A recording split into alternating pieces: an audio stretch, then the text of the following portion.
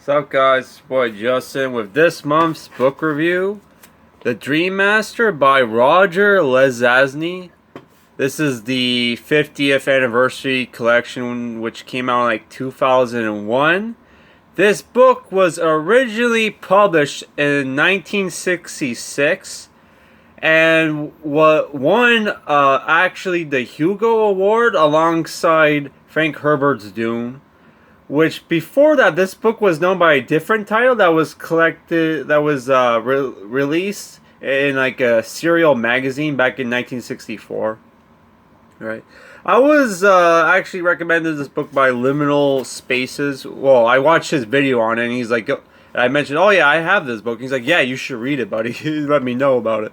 So that's basically what I'm doing right now. But before I go on to the review, I just want to say, Brian Lee Durfee's, get well soon, buddy. Your videos led me to like reading like a lot of fantasy books that I enjoyed. So, and we reviewed on the channel that that I've enjoyed. Sorry about that. Oh my god, get well soon, man. Holy crap, man.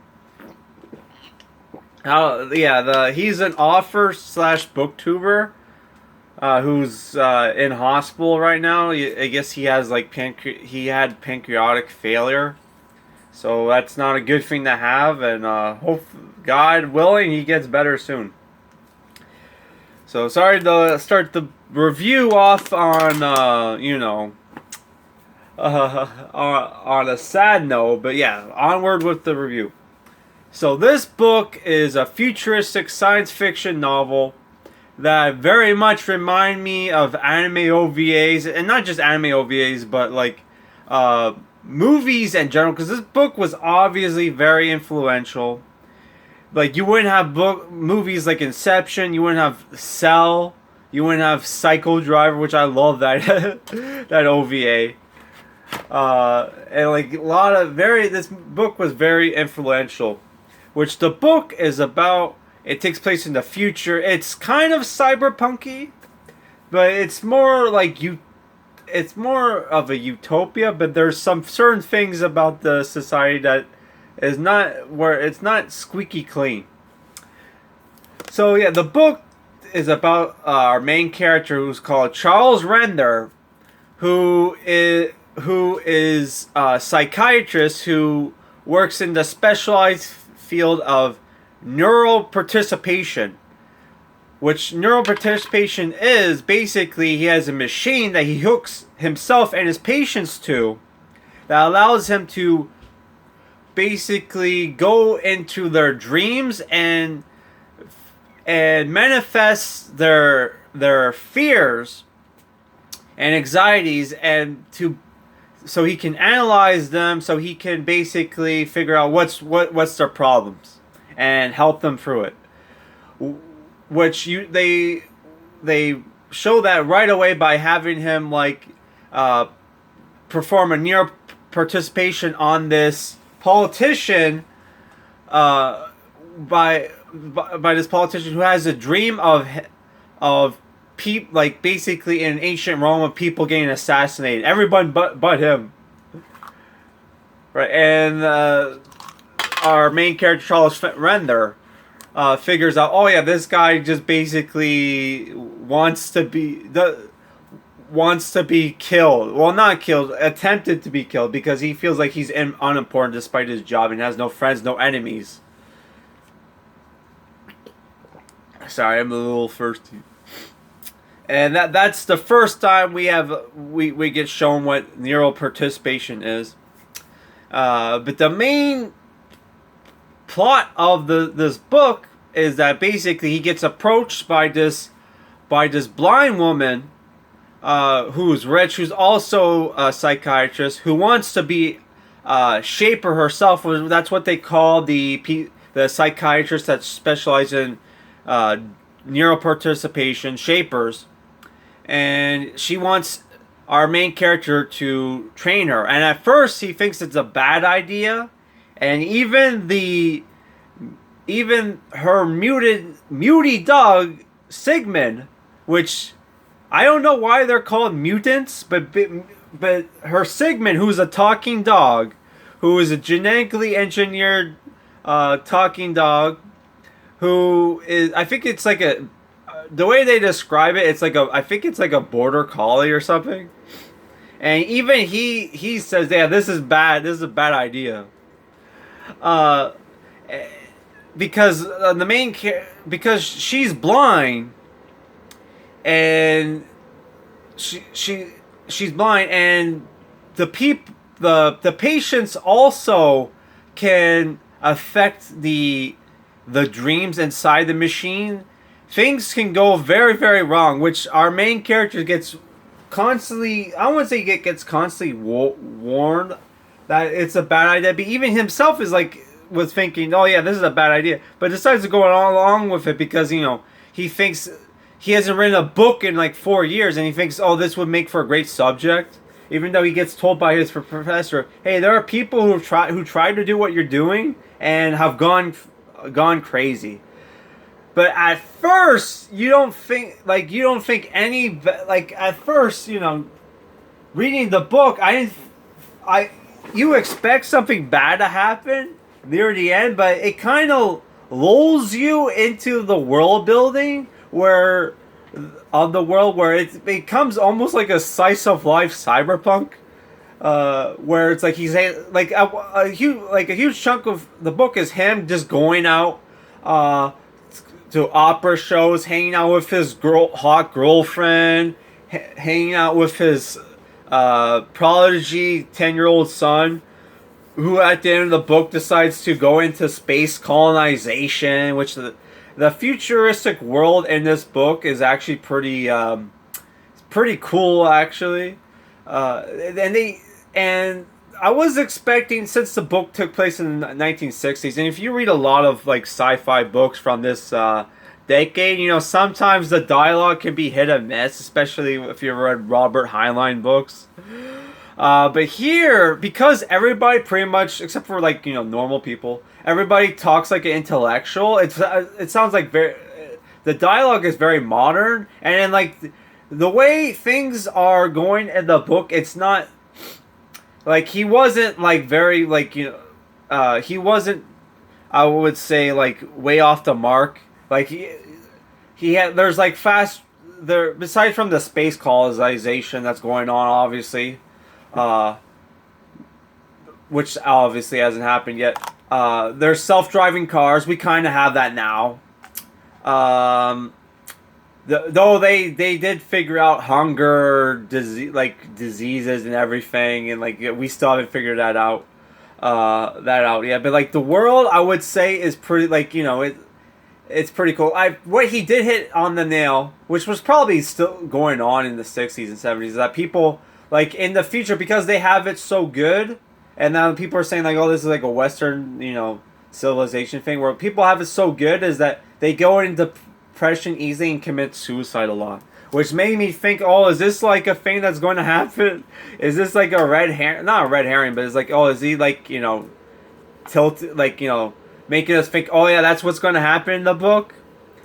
But they also hint that, and this is kind of a spoiler, but they also hint that, like, yeah, a lot of the safety mechanisms and like the technology is kind of like, you know, kind of shitty, to the point is you wonder if it's not intentional that they do that, because there is a random point in the book where like they talk about this report where this lady's like talking about how like, oh, we're gonna have like, she didn't say there's an overpopulation problem, but it's basically that we're not gonna have enough space. There's too many people. There's too many cars. So it's like you kind of wonder, hey, is there a thing going on where, like, you know, that they purposely make you know, safety measures shitty so people can accidentally die to kill them all. I wonder. It makes me wonder if the writer did not hint at that, but I could be wrong about that. Yeah. So the book kind of is like a slice of life kind of, you know, sci-fi story until the very end, where the thing that you were expecting to happen does happen, where it kind of becomes a psychological horror. which make you wonder, like, couldn't the main character, shouldn't he have figured out, hey, there's a, like, this blind lady kind of wants this a bit too bad. Maybe this is a bad idea. Like, there was, like, some tells, but I think it's the thing where, like, you know, based off the title and all the conversations and inner monologues, you can tell, like, the main character is kind of egotistical, so he doesn't, even though all the warnings and, like, all the people tell me, hey, this is a bad idea, you know, he thinks he can handle it. So maybe he does, maybe he doesn't. I'm not going to spoil that. But obviously, there has to be some drama, right, at the book. So, I don't know why I'm thirsty. But yeah, what do I think about this book? I think, one, it's only 179 pages. I pretty much read this book in 2 sittings. One Thursday night and finished it Friday morning. It was Good Friday. That's why, you know, I didn't have to work, thank God. And I finished it and in 2 sittings. And I normally don't do that for books. But though there was a special reason why I wanted to finish this book right away. But yeah, I enjoyed the book. I like the Christmas scene because it was very cold this weekend, or at least it was Friday. So it was like, yeah, it was very comfy read. And I like the whole, like, you know, all the scenes with the family, but I like the dog. But it's like, what, I was a little confused because they hint that in the beginning, the main character has a dog, and you never see that dog. Like, the dog, like, disappears after that point in the book. So I don't know what the hell happened, and what was with the random, like, dream sequences that from, like, random people. Obviously, I have no idea what the hell that was about. The middle was kind of a little boring, but it does pick up near the end. And the climax was good, though it was kind of hard to tell what the fuck is going on here. I don't know. But yeah, it was a solid read. I can see why it is a classic, why it was so influential. 7 out of 10. Good. It was a very good book to read, man. Very good standalone science fiction. And if you're a person who's like, hey, I don't really get into reading that much, I rather read manga and shit, read this. 1, you'll feel smarter. 2, like, the book is short. And 3, look how big the words are. So yeah, this is a book that you can finish, even if you're new when it comes to reading. You can finish this in, like, you know, a couple of days. So that's it for this review, guys. Our next book review, I forgot it back there. Our next book review for next month is Brandon Sanderson's The Way of Kings. Holy crap. This book, I thought was 400 pages. It's actually only 12 something. Why did I think it was like 1,400 pages? Yeah, it's only 1258, which is still a lot. It's probably going to take me, I'm probably going to be slow with that because I'm playing Yakuza Kiwami, and I'm also playing a different game. But yeah, also I want to show you guys something. So I said that if I didn't beat a Saga game within a year, can you please focus, camera? If I didn't beat a Saga game within a year, I would quit the YouTube channel. Guess what happened? I'm gonna show you guys proof that I beat a Saga game. Come on, load, you piece of shit.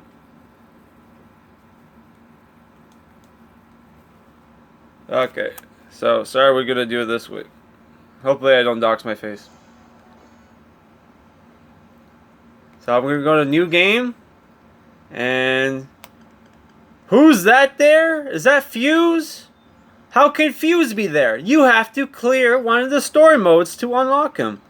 Wait a second. I did! I cleared Red story, which I'm currently playing Blue. I'm only playing it like on and off. But yeah, I beat one of the story modes.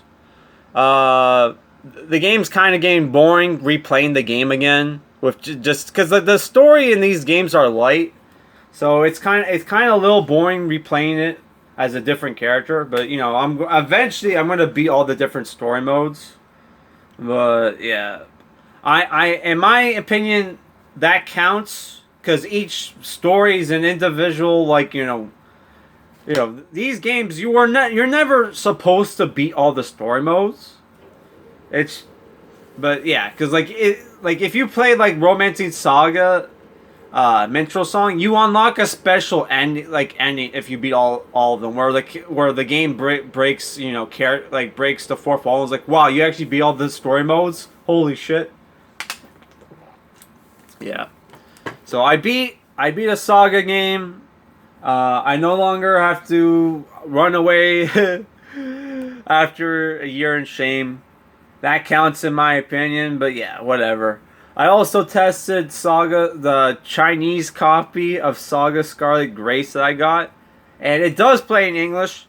I find it kind of weird. It only plays in English or Japanese, but like I said, a lot of these games, when they translate them for different countries, they only do English because it's cheaper than translating to different languages, because in Asia, English is like a universal language. So yeah, that's it for this video, guys. Peace out.